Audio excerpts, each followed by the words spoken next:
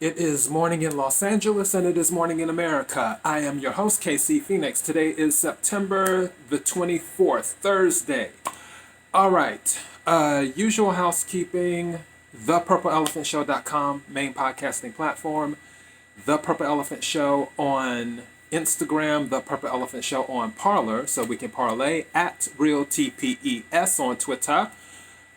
Facebook.com/The Purple Elephant Show. You can swing by the page, give a like. Also, if you are watching this on YouTube, BitChute, or Daily Motion, feel free to click the subscribe button to the channel, and then that way you will know when I upload new videos. All right, got that part out the way. Next to housekeeping with side news stories. Belarus, President oh, I forgot his last name that quick. I know the second half of his name, Shenko. I want to say Yashenko, Valashenko, whatever. Anyway, the president of Belarus, won his sixth term, and everyone is saying that it was a rigged election. Belarus is between Poland and Russia. I had to think. It's between Poland and Russia. So it's on the border of Russia and on the border of Poland is where it's located at, for those who are not familiar with geography. But he won his sixth term. People are saying that the election was rigged and there's a little bit of unrest there. Honestly, I feel like that is the path that we might be headed down if we don't get some things under control here, especially with this mail-in voting. But I'm not even going to go there. All right. What else is happening in the news? Also, well, speaking of mail-in voting, Chad Wolf brought up China and Iran with them possibly tampering with the mail-in voting. So that's going on. As you know, the battle is still going on in regards to Democrats disagreeing with Republicans about who will replace Ruth Bader Ginsburg, RBG. There isn't really anything the Democrats can do. They can say, yeah, we're going to impeach the president, but honestly, that would almost guarantee, even though, like I said, President Trump will more than likely win anyway, and even though I'm saying that, still make sure you vote by mail-in ballot and in person. And when I mean in person, go and confirm that your ballot was received. If it wasn't, then cast a provisional ballot to make sure your vote counts. I don't see them impeaching the president.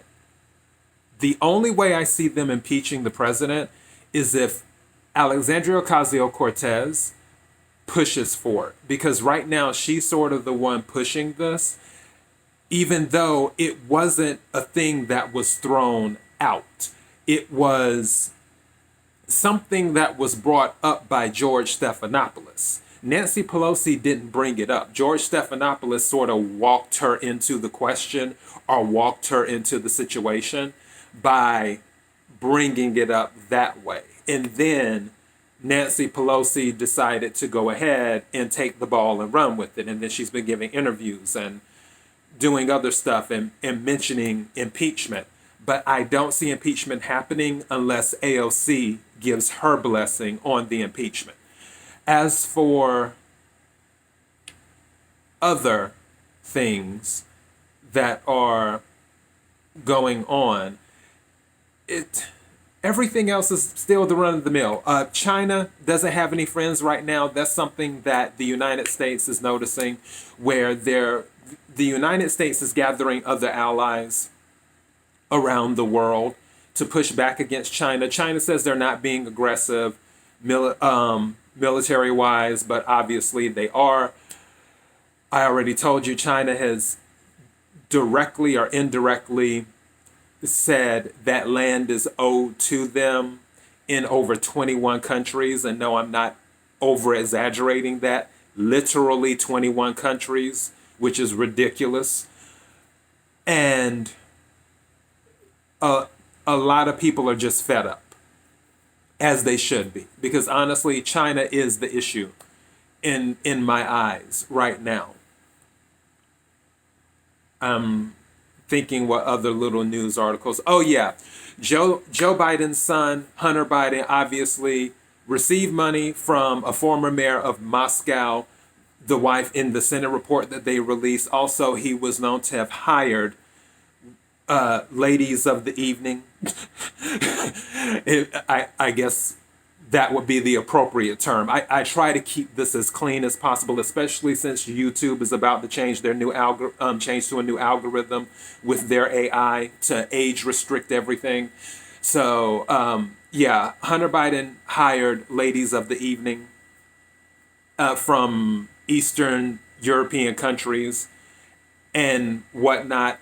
Honestly, I kind of don't care. Everyone knows that Joe Biden's son is slimy. Everyone has known that Joe Biden's son is slimy. It doesn't make any difference. If we all know this, no matter how much we know, just like with the Russia hoax, we all know it was a hoax. We all know the Steele dossier was garbage. Even Christopher Steele said that he could not verify the dossier. He could not verify his own dossier. We know this. So I just don't have much faith in the media doing their job, is what I'm saying.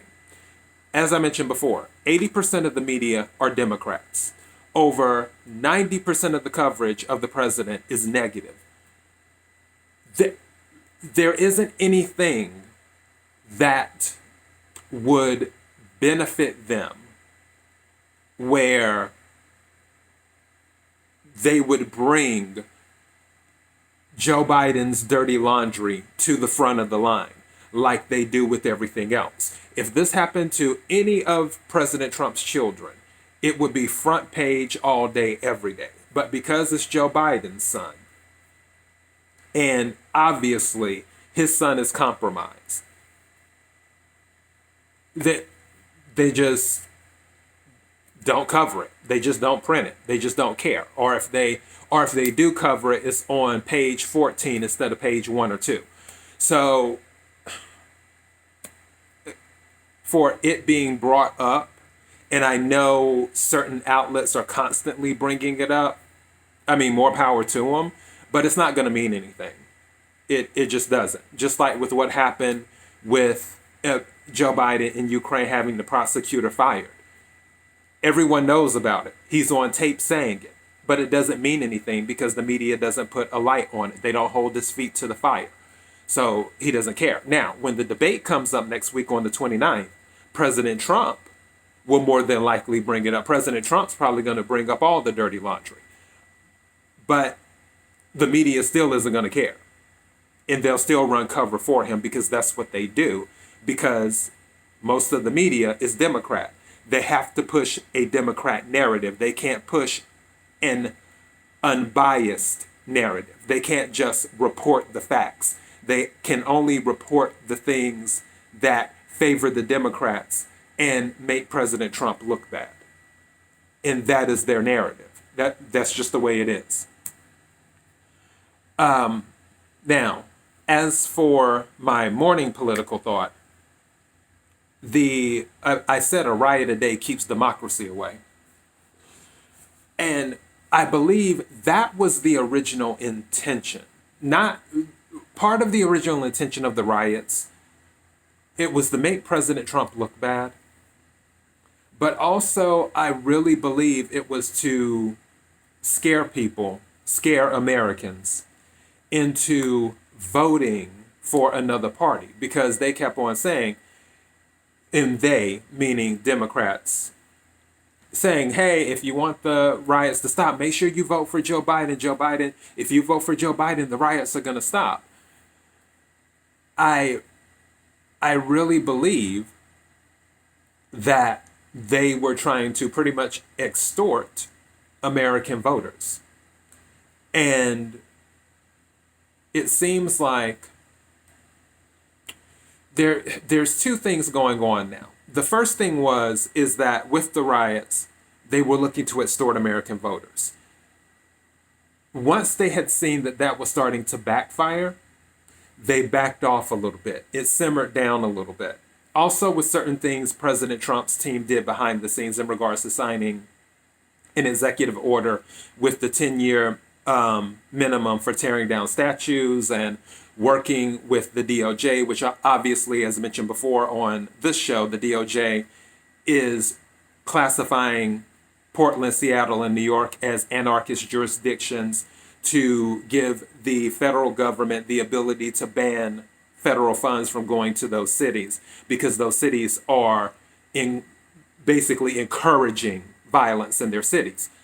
So in doing that, and then there were other little things President Trump and the DOJ were doing behind the scenes too that have helped. But they settled down because they noticed the American people were like, oh no, I'm pushing back. I'm going to vote for President Trump.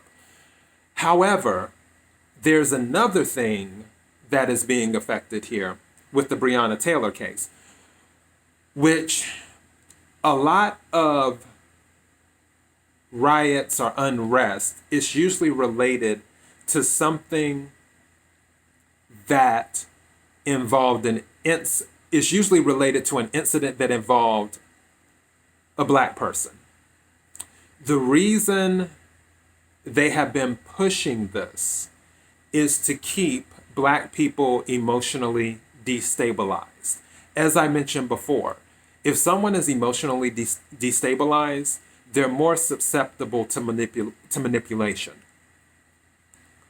They are hoping that if they can keep pushing a narrative, if they can create a narrative that police are out to get black people, that black people are being hunted by police, and it's happening during President Trump's administration, and the only way to stop it from happening is to bring in a Democrat. They're hoping that will get black people to the polls to vote Democrat.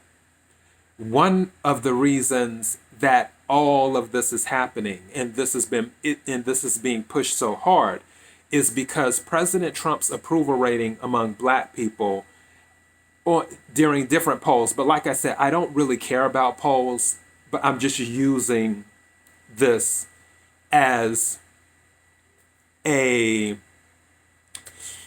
what's the word I'm looking for here? I'm just using this not as the standard, but as an example. A lot of the polls vary from 20% to almost as much as 40% approval. That is a nightmare for Democrats. Even though Democrats don't care about black people, they still want black people's vote. And they will work with their partners in the media to push whatever narrative. If you go through everything with Jacob Blake, with George Floyd, with Breonna Taylor, I feel like there was another one. All of these situations involved people who were criminals or affiliated with criminals. And all of the stories that originally came out connected to these people were not factually correct, as we found out as time went on with George Floyd, with Jacob Blake, with Breonna Taylor. With Breonna Taylor, it wasn't a no-knock raid. The police actually knocked. There was a neighbor who corroborated that. So they keep pushing these narratives that the police are after black people. That is the thing. And it's mostly because they want the black vote. And that's what this is. I do not recall a few years ago, and by a few, meaning about 2 or 3, that there was all of this stuff going on. all of this stuff has been happening in 1 year, in 2020, during an election year. It's awfully convenient.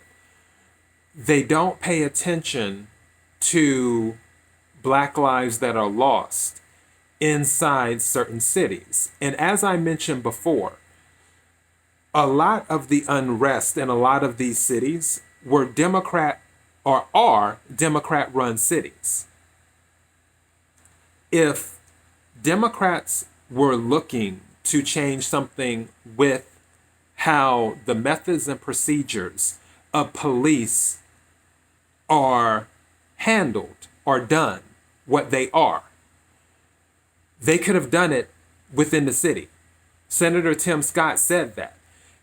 Nothing had to be done on a federal level. Something could have been done on a state or local level.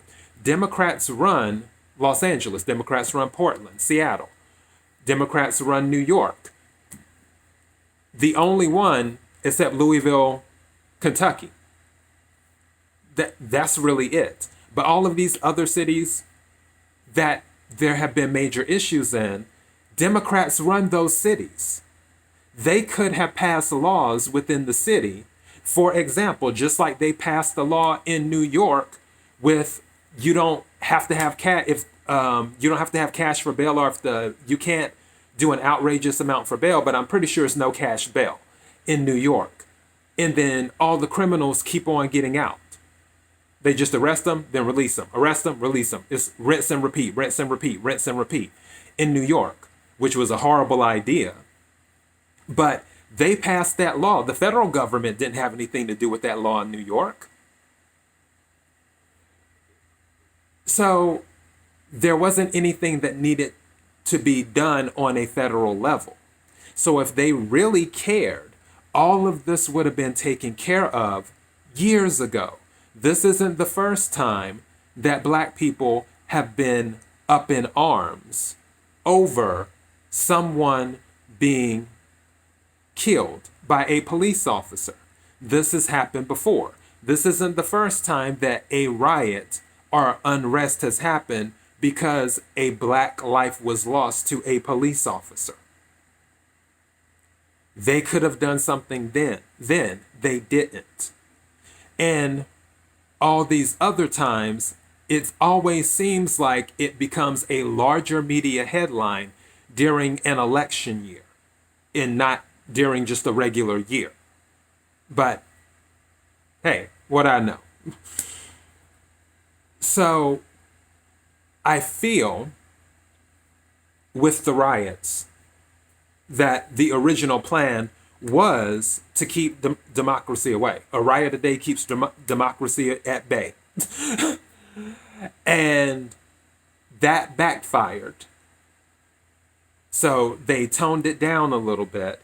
But now, with what's happening with President Trump's approval rating, with Black people, and also with Latino people too, with Hispanics, his approval rating is, if you're going by the polls, which I usually don't, his approval rating by the polls are through the roof. Because honestly, whatever the polls are, I always say add 5 or 10 points.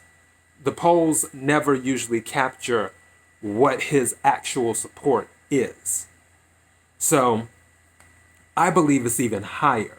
I believe a lot of Black people are waking up to being manipulated and seeing that the Democrats really don't care about them. If they did, they would have changed their policies a long time ago.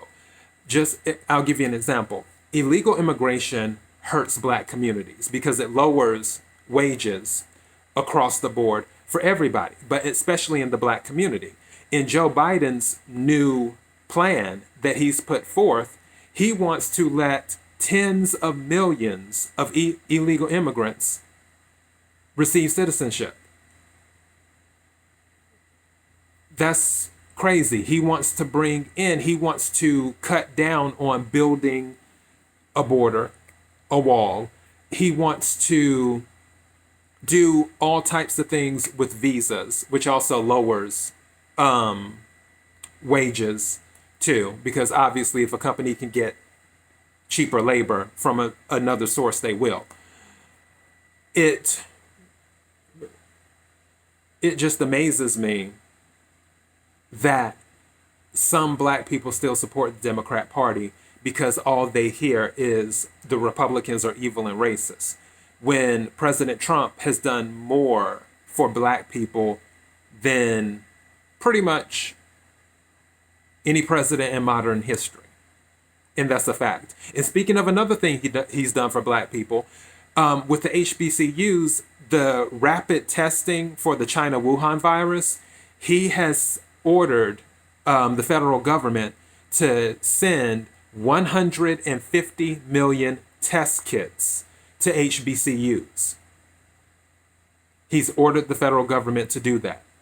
It's for the rapid testing, to give them the testing kits and get those to the HBCUs. So if, in my eyes, if a president was truly racist, why would he even care to send testing kits to the HBCUs? Wouldn't a racist want black people to die? Sort of like Margaret Sanger, the founder of Planned Parenthood, or one of the founders of Planned Parenthood, who was a known eugenicist, but Democrats keep on raising up Planned Parenthood. Make it make sense. So it's like, who's the devil here? Who's the real devil? Those are the things I see. And as I said before, a riot a day keeps democracy at bay. That was the original plan. That plan backfired because Americans, we got spunk. If anything, that just made us more angry to go vote for the opposite party. And now they're realizing that. As for the other part of that, they want to keep black people emotionally destabilized to get them to the polls to vote for Democrats. Because Democrats cannot win an election without the black vote, even though they don't care about black people. Black people are the lowest on their list when it comes to doing things to help people. They don't care about black people. And I really hope that black people will one day wake up and realize that Democrats don't care about them. I'm not saying the Republicans are perfect. Quiet as is kept, I don't really care for any of the parties. I'm more of an independent libertarian. I don't really care for any of the parties.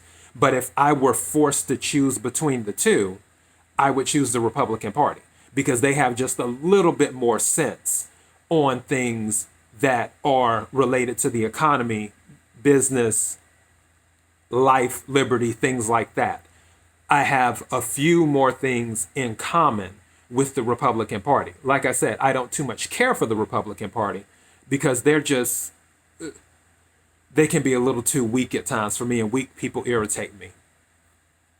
But as for Democrats, no, they don't care about black people. And for anyone who wants to tell me differently, I've already seen they don't care about black people. If they did, they wouldn't champion Planned Parenthood the way they do. They wouldn't push abortion the way they do, especially when abortion has eliminated millions upon millions upon millions of black people. And that is a fact. That there is nothing that can change that fact.